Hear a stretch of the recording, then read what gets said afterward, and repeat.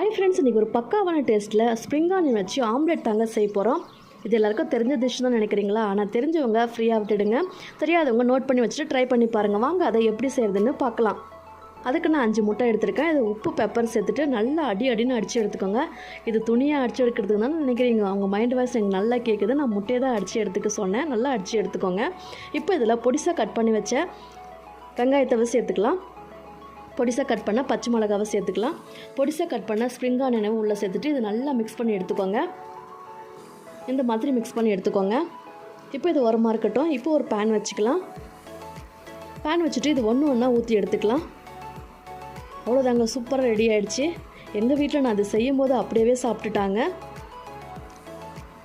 உங்கள் வீட்டில் நீங்கள் எப்படி சாப்பிட்டீங்கன்னு மறக்காமல் கமெண்ட்டில் சொல்லுங்கள். ரைஸோடு சாப்பிட்டீங்களா, சைடிஷாக வச்சு சாப்பிட்டீங்களான்னு சொல்லுங்கள். அப்படி இந்த வீடியோ பிடிச்சிருந்தா லைக் பண்ணுங்கள், ஷேர் பண்ணுங்கள், கமெண்ட் பண்ணுங்கள். நெக்ஸ்ட் வீடியோவில் பார்க்கலாம். பாய், தேங்க்யூ.